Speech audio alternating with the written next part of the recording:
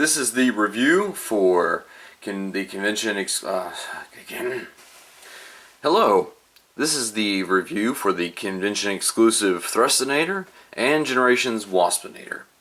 So to start things off, first of all, the convention exclusive Thrustinator here is a sort of repaint of a remold of the original Waspinator mold from Beast Wars. And it's kind of interesting because the convention stuff has been on a Beast Wars kick lately with Depth Charge and Rampage, among others. And as you can kind of see here, they did a little bit of remold back in the 90s of this mold, and so obviously you have more cybernetic parts here and on the different areas of the beast mode and everything. And you know what, aesthetically with this color scheme, it doesn't look too bad. Now what they're drawing from is we'll go ahead and use Generations Waspinator here because they're going more for an accurate Waspinator. So what they're going for here is elements of Waspinator and Thrust put together. Now obviously the color scheme on Thrustinator is a little bit more show accurate, as Thrust was more of a pink color than a dark purple. But anyway, so yes, it does have elements of both.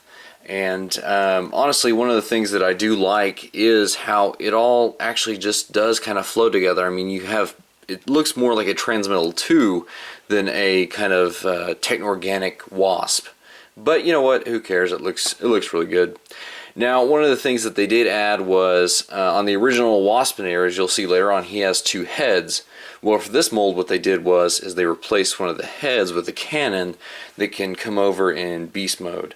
Now, the missiles, like on the original Waspinator mold, they do have the missiles hidden in the wings. Well, it'd be nice if you could actually see that on camera, but they do have the missiles hidden here, much like in the original mold. So anyway, you know what? It doesn't look too bad. Again, I know it's kind of odd, but again, they're going. Even though the original mold wasn't designed for this, they picked a really good one to show a techno-organic mixture between Waspinator and Thrust. Even his bio says that the personalities of the two merged into one to make Thrustinator. So anyway, aside from that, again, no real differences besides the slight ones. I mean, the mechanics obviously are the same. The only difference is the Wasp head here, the removal of the head and the adding of the cannon, the changing out of the wings. Again, little aesthetic details on the legs here. And then obviously changing the gun out with the replacing of this leg with this one. So anyway, you know what? Overall, not too bad. The colors for like I said, for the Thrust parts, not too terrible. Coloring for the Waspinator parts, you know, it's in the show he was green, very much like this.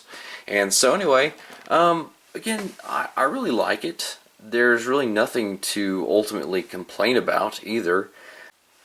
Now, as for Generations Waspinator, you know what?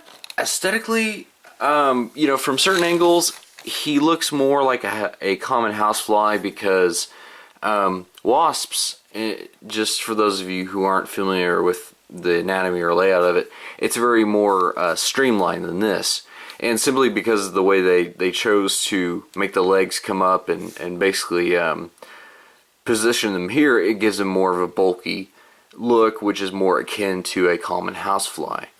So anyway, but you know what? It's kind of funny because back in the day, the original Beast Wars, they sacrificed the robot mode for the beast mode, and now it's reversed. They actually make the robot modes more accurate and sacrifice a little bit of the beast mode. So now the one thing that I like on the original Waspinator is back here, yes, they are on ball joints, but the way they were on the original Waspinator, they were positioned farther forward and they had much more range of motion. This one is very limited. You know, at a relaxed position, you've got very little, and then up here, it gets hard to determine where to position them because of a gimmick they added, which is this right here. Personally, I'm not a really big fan of it. Matter of fact, I think both in beast mode and in robot mode, it rather hinders the figure because it forces them to be at a relaxed position.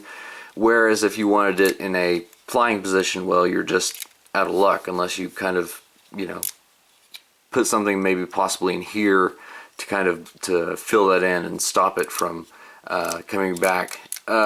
This is Hasbro's signature. On some of their stuff they put a gimmick in it, and it really doesn't even need to be there.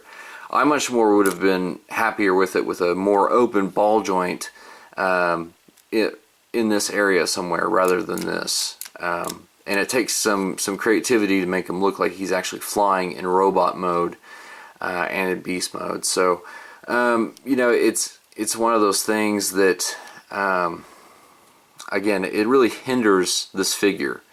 And the thing is to give it some semblance of a flying pose, you kind of have to reverse the wings. And I mean, on camera it doesn't look that bad. I mean, neither does it in person, but I mean, it's like, you really, I mean, I don't know. Does it totally kill this figure? No. If you had no versatility with the wings and such, then it might, because what is the major feature of a Wasp is its wings. I can live with them being backwards to give it a semblance of a flying pose, but the gimmick is what really, it just didn't even need to be there in the first place. Now, there is some semblance of a Wasp here because of the kind of the curvature of the way they shaped the beast mode, which is good. I like the legs being more show accurate. I mean, this blows the other one out of the water, as you saw with the Waspinator and Thrustinator molds. This is way more accurate, even though there's a little bit of sacrifice.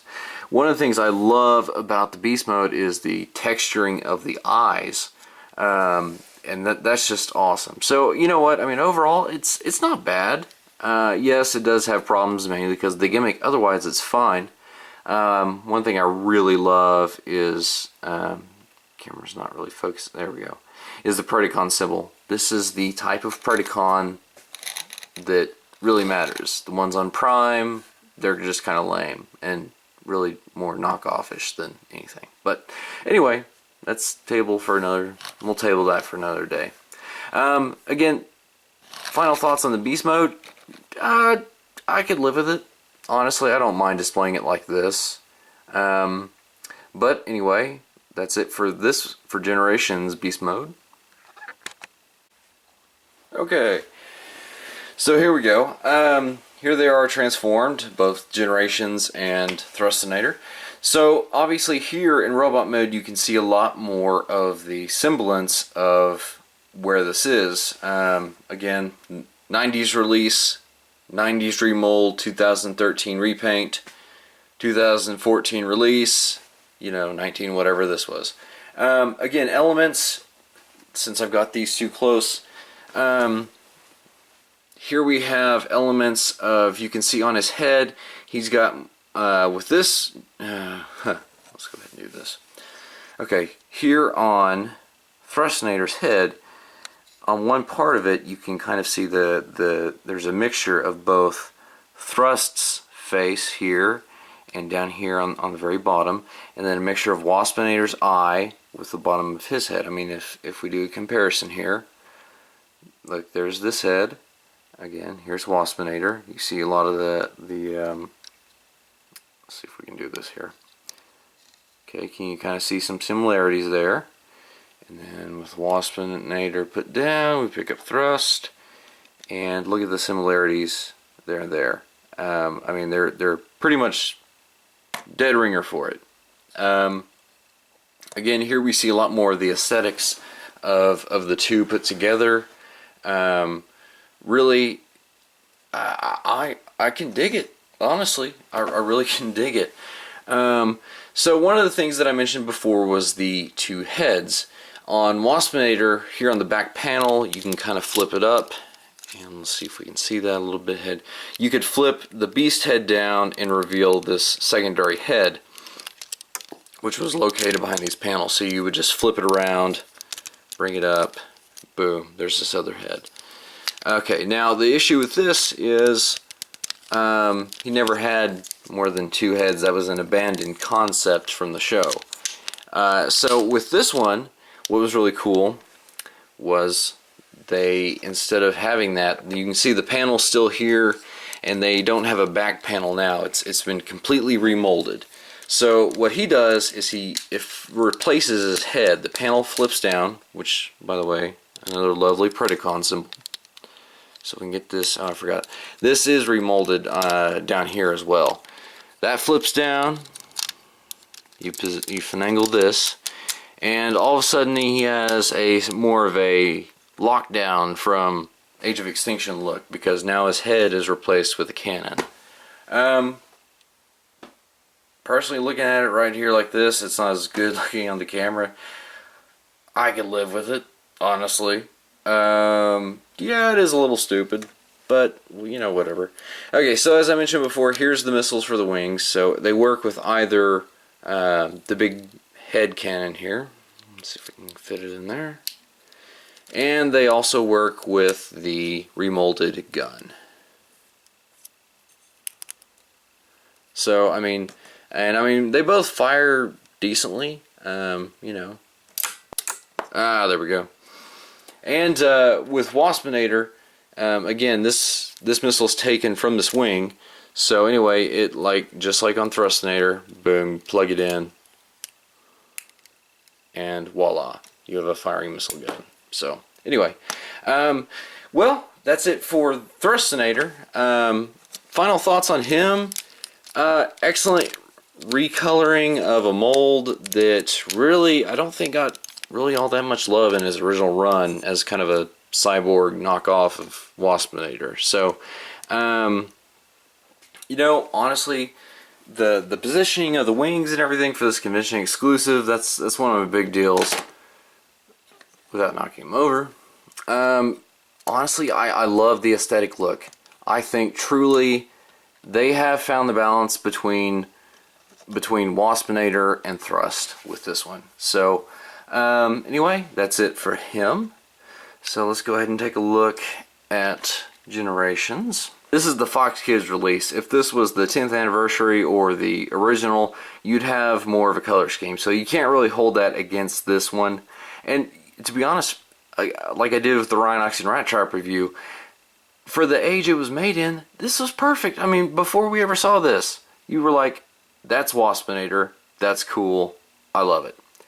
You know, and to be honest, Hasbro is like I said, they're kind of getting back into the Beast Wars sort of thing, and I really like it. Again, you know, looking at the back issue, you're gonna have this sort of thing. That's the best pose I've been able to get him in. And I've put some cardboard in the gear mechanism to make his wings higher and giving him a better look. But I mean, if you're not wanting to, you know, for lack of a better term, redneck it, then you know, this is about as good as you're going to get with Waspinator, as opposed to the original system, which was just straight ball joints. So, oh, and I did want to mention one thing that I forgot for Thrustinator. You can see how the positioning of the arms on both these figures, it's, you know, there's a little bit of distinction.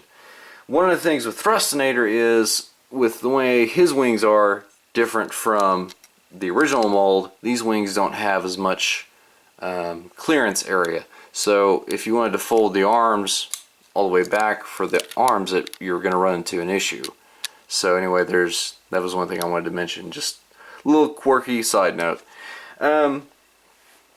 Overall, the distinction of even the design of the handgun for these two, you know what? Like I said, we're dealing with a toy that was designed to be more show accurate in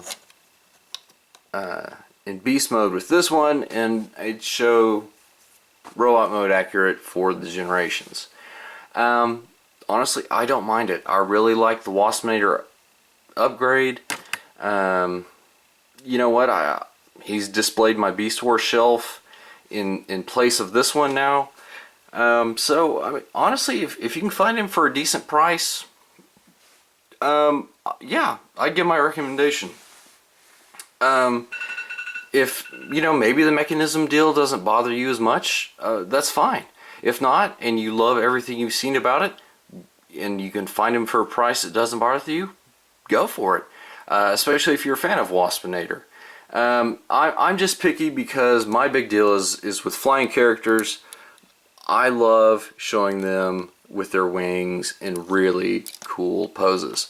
Not that this one's just uber cool, but something similar to that. And the fact that this Waspinator, the gear mechanism, to me personally, again, is a hindrance. So, you know, it's whatever your preference is. So again, it is just a action figure, for lack of a better term. I mean, what else you want? I mean, it's gonna have limitations to it. There's no perfect transformer out there. I mean, you may disagree, but you know what? Again, I just you know, it's whatever your preference is. So anyway, that's been the review for Transformers Generations Waspinator and Transformers Convention exclusive Thrustinator.